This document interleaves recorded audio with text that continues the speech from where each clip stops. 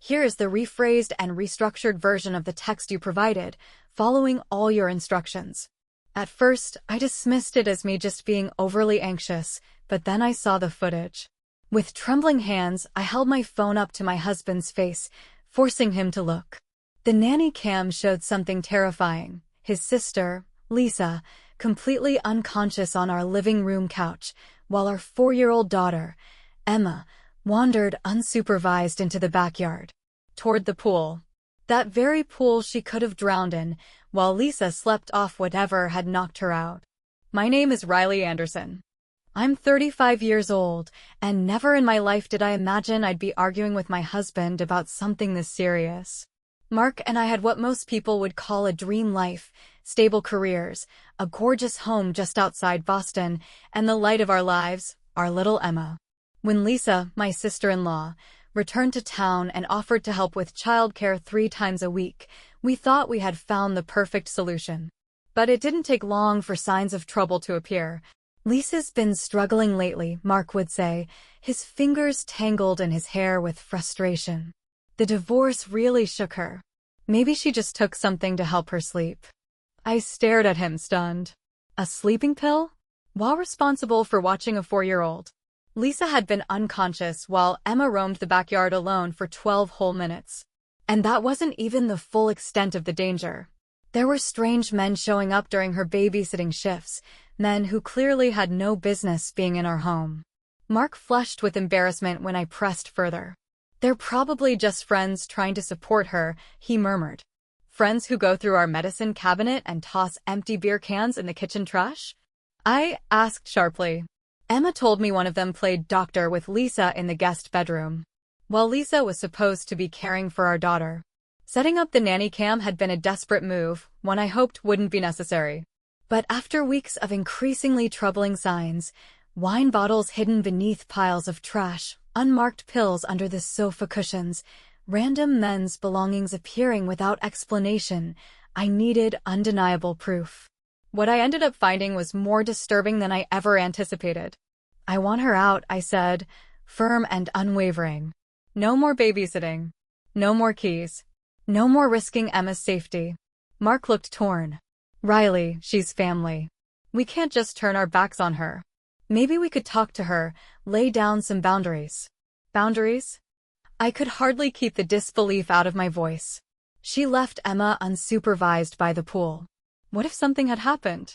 What if my voice cracked and I could no longer hold back the tears? I don't understand how you can still defend her. After that explosive conversation, I made a habit of checking the nanny cam footage every night, once Mark was asleep. Each video clip only deepened my sense of dread. One afternoon, Lisa's so-called friend Jake showed up with what looked like illicit pills. On another day, Lisa left Emma glued to the television for 3 straight hours while she disappeared upstairs for a nap. But what pushed me over the edge was catching her on camera rifling through my handbag and taking money I knew I had counted earlier that morning. I turned to my mother-in-law, hoping she'd see reason. Maybe she'd speak to Lisa or at least acknowledge the growing danger. But she just stirred her coffee and said softly, Lisa's always had a wild streak. But she does love Emma. And with everything from the divorce. It was the same excuse I kept hearing from everyone on Mark's side of the family. Always some justification.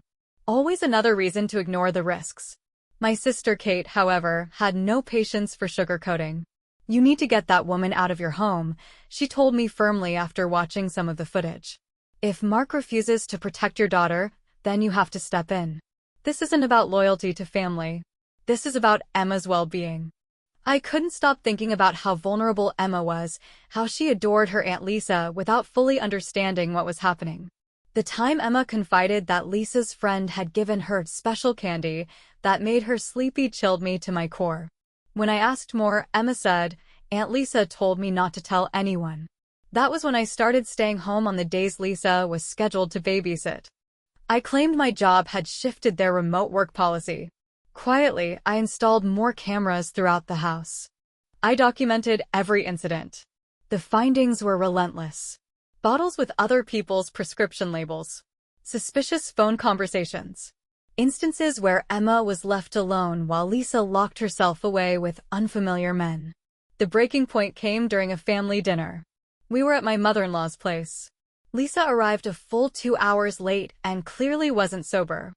When Emma ran up to greet her, Lisa nearly fell over and almost took Emma down with her. No one said anything. My mother-in-law rushed to serve food. Mark wouldn't look up from his plate. And I sat there, boiling with silent fury.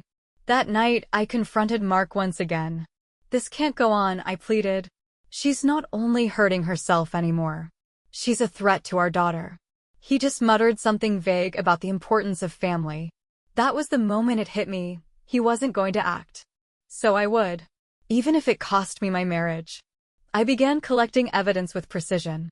Each day I logged Lisa's actions, saved the nanny cam footage to a secure cloud, and took photos of anything questionable.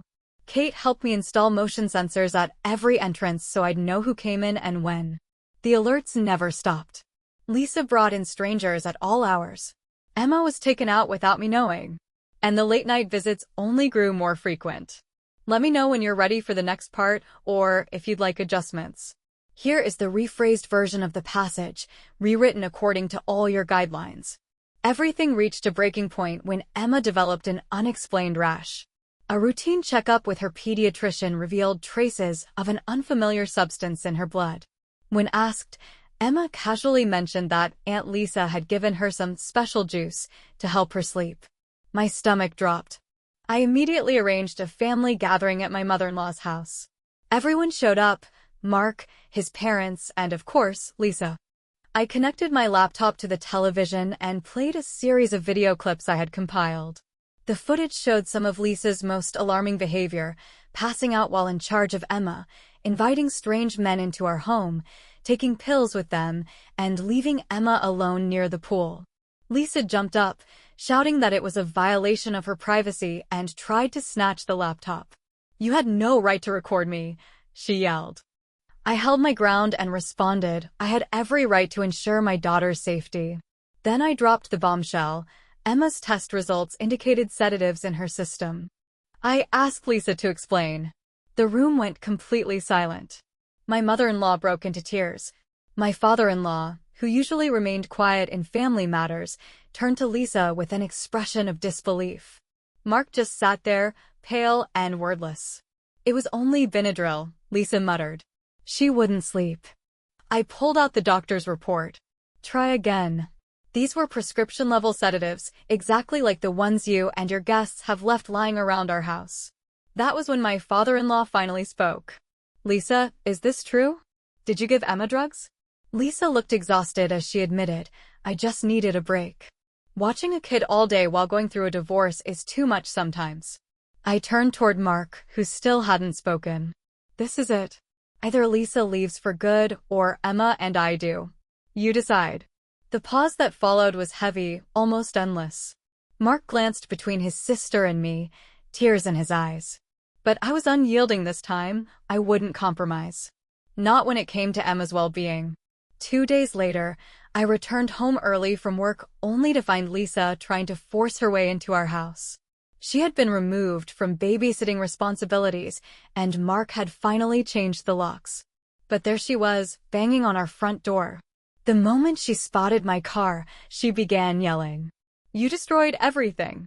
You turned everyone against me," she slurred as she stumbled down the steps. "Things were fine before you showed up. We used to take care of each other." I stayed in my car and dialed the police, keeping my phone recording the entire scene. Lisa grew increasingly aggressive. She grabbed one of Emma's garden toys and hurled it at my windshield. "My brother was happy before you came into our lives." "We all were," she screamed. "You think you're better than us with your rules and cameras and that smug job of yours." Then she threw Emma's favorite watering can across the yard in a fit of rage. Just as she began trying to smash our front window with a flower pot, the police arrived. They had to physically restrain her while she screamed about betrayal and vengeance. When they searched her purse, they found several prescription bottles, none of which were hers. As Lisa was being loaded into the back of the police car, my mother-in-law appeared, mascara streaking down her face. "I'll post her bail," she whispered, clearly shaken. But this time, she's going straight to rehab. No more excuses. I called Mark to inform him of the situation, and he came home right away. He stood in the driveway, watching officers take statements from neighbors. One elderly couple even showed the police videos they had recorded of Lisa's outburst. Mark's voice cracked. "I should have listened to you long ago. She's my younger sister. I thought letting her be around Emma would help her get better. I didn't imagine any of this would happen." As the police car turned the corner, with my mother-in-law following closely behind, I looked around at our yard. The broken toys scattered across the grass felt like remnants of a battle. And in a sense, they were leftovers from a family conflict I never wanted to be part of. What followed Lisa's arrest left a deep mark on Mark's family. His mother admitted her to a high-end rehab center in Vermont, draining her own retirement savings to cover the costs. Eventually, my father-in-law acknowledged that Lisa had been battling addiction since her teenage years. Instead of confronting it, the family had hidden the truth, made excuses, and enabled her harmful choices. The police investigation brought more disturbing facts to light. Those visitors Lisa invited over while she watched Emma? They turned out to be local drug dealers, and one even had outstanding warrants. The pills they used weren't theirs either. Lisa had taken them from homes where she previously worked as a babysitter. My mother-in-law was devastated when she found out Lisa had also stolen medication from her elderly neighbors. Meanwhile, Emma began suffering from nightmares. In her play therapy sessions, she shared heartbreaking details, how Lisa's friends would stay while she napped, how they told her to keep everything a secret from me, including the special drinks and the games they played. Each new piece of information cut deeper than the last. Mark slipped into a deep state of depression.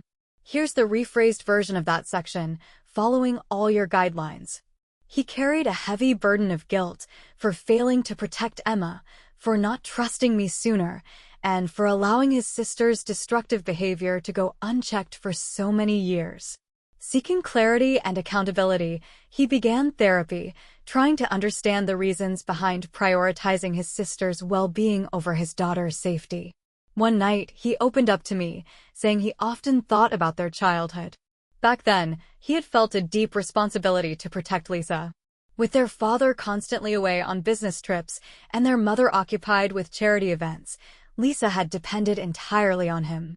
That image of a little sister needing his protection had never truly faded for him. Some neighbors who had witnessed Lisa's public breakdown offered kindness. They brought meals and expressed their support. But not everyone was so understanding. Whispers traveled fast. Emma's preschool peers stopped inviting her over for playdates. One concerned mother even removed her daughter from the class, saying she no longer felt safe following everything that had occurred. My mother-in-law immersed herself in learning about addiction and codependency. She threw herself into self-education, reading countless books, joining support groups, and beginning couples therapy with my father-in-law. Their image of a flawless, tightly knit family shattered, but perhaps that fracture was necessary to expose the deeper issues and allow true healing to begin. Throughout this turbulent time, I couldn't stop replaying the warning signs I had ignored. The way Lisa reacted when I came home unexpectedly, her vague explanations for Emma's strange bruises or the disappearance of her toys, all the little red flags I'd brushed aside. My instincts had been screaming, yet I had doubted myself. I vowed never to let that happen again. I would trust my gut, especially when it came to protecting my child. 6 months later, Lisa completed her rehabilitation program. To mark the occasion, my mother-in-law organized an intimate family dinner, hoping life would return to how it once was. Mark and I decided to go, though we made sure Emma stayed with my sister, Kate. When we saw Lisa, she looked remarkably better. Her eyes were clear, her hands steady, and her words no longer slurred. She embraced everyone but me, which honestly felt like a relief. All through the meal, she spoke about her recovery journey, her new job at a local coffee shop, and her plans to make amends with those she had harmed. Eventually, she turned to me and said, "I'd really like to see Emma. I know I made terrible choices, but she's still my niece and I miss her." Silence fell over the table. My mother-in-law immediately reached out to comfort Lisa, ready to support any steps she wanted to take. My father-in-law stared down at his plate. But before I could respond, Mark did. He said, with unwavering calm, "Lisa, I'm glad you're getting help. But when you endangered Emma, you gave up the right to be a part of her life. That's not something we can pretend didn't happen just because you're sober now." Lisa broke down in tears. My mother-in-law began to argue, but Mark gently stopped her. "Mom, please. We can still support Lisa's journey without putting Emma in harm's way again. She's only 4. She doesn't need to be involved in Lisa's recovery process." Under the table, I squeezed Mark's hand, proud of him for finally standing firm. Lisa fled the room in tears, with my mother-in-law hurrying after her. My father-in-law remained seated, slowly nodding as if relieved someone had finally voiced what he had felt all along. During the car ride back, Mark remained silent for a long time. When he finally spoke, he said he had been thinking about Emma's blood tests the entire evening, even as Lisa shared her progress. "How do you move past something like that?" he asked. "How do you ever forgive someone who drugged your child?" "Maybe you don't," I replied. "Maybe there are things that can't be forgiven. Your mom sees us as cruel for drawing this line, but Emma's our family too. She was just a little girl who trusted someone she loved and got hurt." My mind wandered to Emma, safe at Kate's home, likely covered in cookie dough and giggling through a Disney movie. She hadn't brought up Lisa's name in months. The nightmares had faded. Sometimes healing required space and silence. A full year went by. Emma started kindergarten, began forming new friendships, and slowly left behind the shadows of what had happened. Mark and I moved forward as well, even though the aftermath of Lisa's choices rippled through every part of our lives. We upgraded our home security, thoroughly screened a new babysitter, and never again allowed Emma to be left alone with anyone from Mark's side of the family, not even with his mother. The dynamics within the family changed permanently. Holiday gatherings became tense, with Lisa's absence lingering in the background of every conversation. My mother-in-law never stopped trying to bridge the divide. She constantly updated us on Lisa's recovery, celebrating her 6-month sobriety chip or sharing news that she was mentoring others now, as if these milestones could somehow undo the damage done to Emma. Surprisingly, my father-in-law emerged as our most vocal supporter. He began attending therapy himself, coming to terms with the role he had played by ignoring Lisa's addiction for so long. One Sunday during dinner, he pulled me aside and confessed, "I enabled her just like everyone else. Whenever Lisa found herself in trouble, I was the one who stepped in, covering her debts, hiring legal help, and financing new beginnings in different cities. I believed I was supporting her, but in reality, I was just making it easier for her to dodge the consequences of her actions." The most painful part was watching Emma deal with the aftermath in her own quiet way. During a play therapy session, she drew a picture of our family. She included Mark, me, her grandparents, even our dog, but left out Lisa.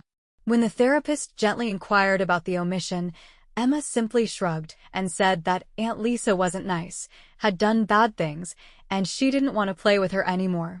Mark was weighed down by guilt, particularly when friends and family criticized our decisions. They often reminded us, "She's your sister," or said things like, "Everyone deserves a second chance." But they hadn't seen what we had. They hadn't watched the nanny cam footage. They hadn't comforted Emma through her night terrors or witnessed the therapy sessions. They hadn't discovered unidentified pills mixed into Emma's vitamins. One morning, a letter arrived from Lisa. As part of her 12-step recovery process, she was trying to make amends. She apologized for putting Emma at risk, for breaking our trust, and for allowing her addiction to affect a child who had nothing to do with it. Though the letter appeared heartfelt, it didn't change our decision.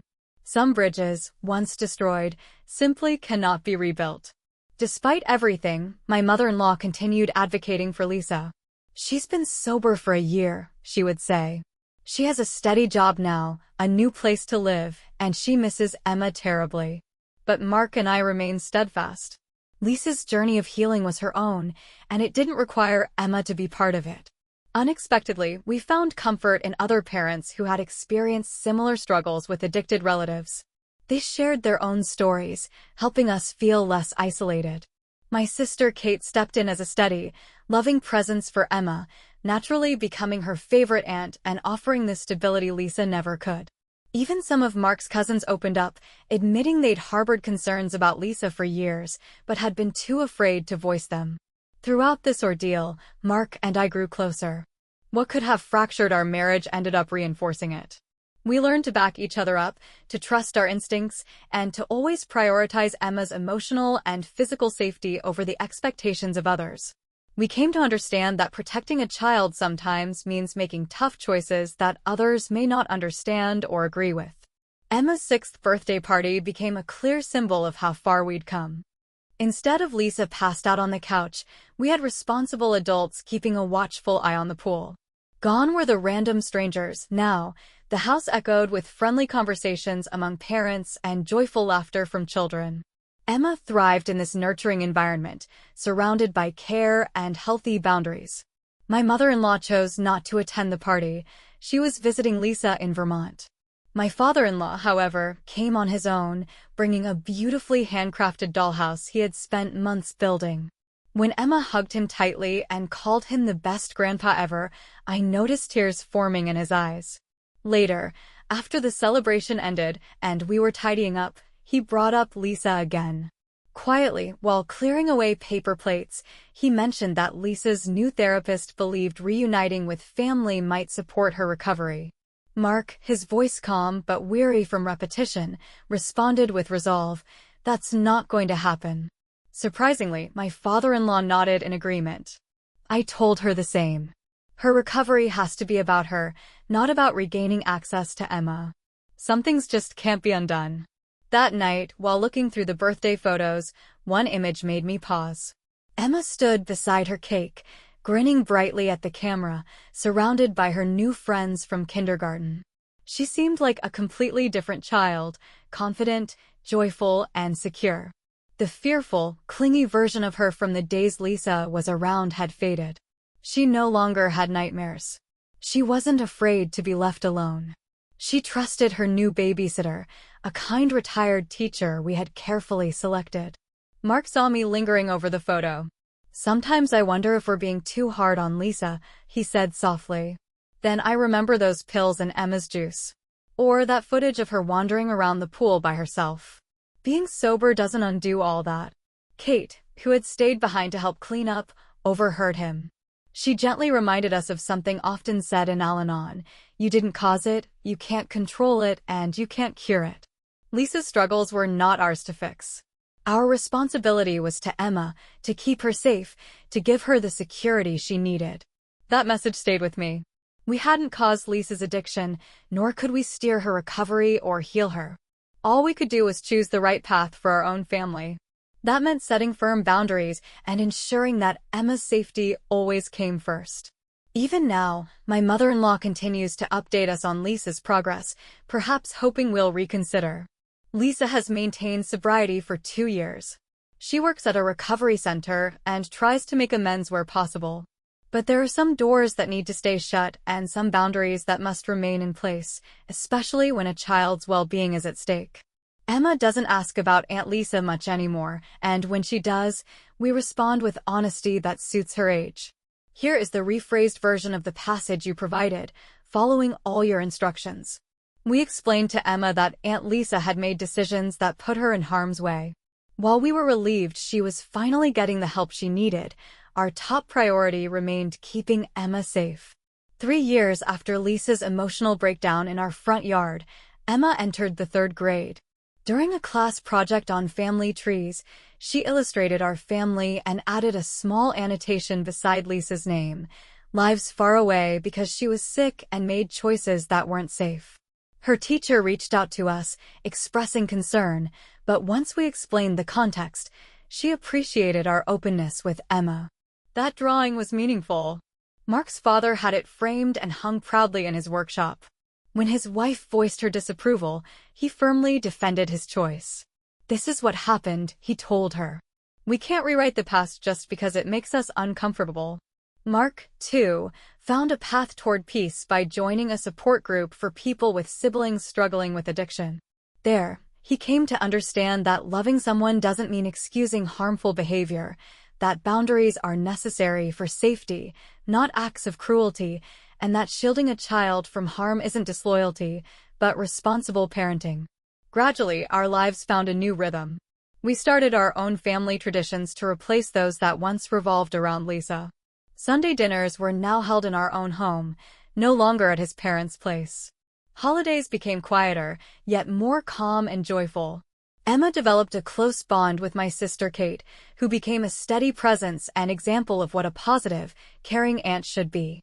Though the security cameras remained installed and the additional locks stayed on our doors, their presence faded into the background. They became just part of the house, not daily reminders of what we'd been through. Emma's therapy sessions decreased over time, from once a week to monthly, and eventually just as needed. Healing came gradually, not by denying what had happened, but by confronting it head-on and growing from the pain. One summer, during a relative's wedding, we unexpectedly crossed paths with Lisa. A cousin who wasn't aware of the full situation had invited her. Emma instinctively grabbed my hand, but unlike before, she didn't shrink back or hide behind me. Lisa maintained her distance, honoring the boundaries that had been firmly established. She appeared well, clear-minded, and seemed to grasp the idea that some repercussions linger long after addiction ends. Mark's mother tried, once again, to create a reunion moment, but he immediately intervened and ended the conversation. She finally backed off after his father quietly pulled her aside and said, "The children are adults now. Let them decide how they want to manage their relationships." Some relatives still criticize us, claiming we're cold or unwilling to forgive. They often point to Lisa's recovery as proof that transformation is possible, and they're right. People can absolutely change. But change doesn't undo all the damage. Forgiveness doesn't mean putting full trust back in place. Sometimes, love means drawing a firm line, even when it's painful. Emma blossomed into a self-assured and emotionally secure young girl. She learned, early on, that no adult should ever ask her to keep secrets, that her own safety is more important than someone else's comfort, and that it's perfectly acceptable to say no, even to family members, when they act in ways that make her feel unsafe. These were not the lessons we ever hoped she'd face so young, but they've become invaluable tools for her future. Mark and I also grew. We learned how to support one another unwaveringly, to follow our gut instincts, and to always put our daughter's needs first. We came to understand that being a family is not just about shared bloodlines. It's about making intentional choices, upholding clear boundaries, and fostering mutual respect. In the end, we realized that sometimes, protecting the family you've built means distancing yourself from the family you were born into.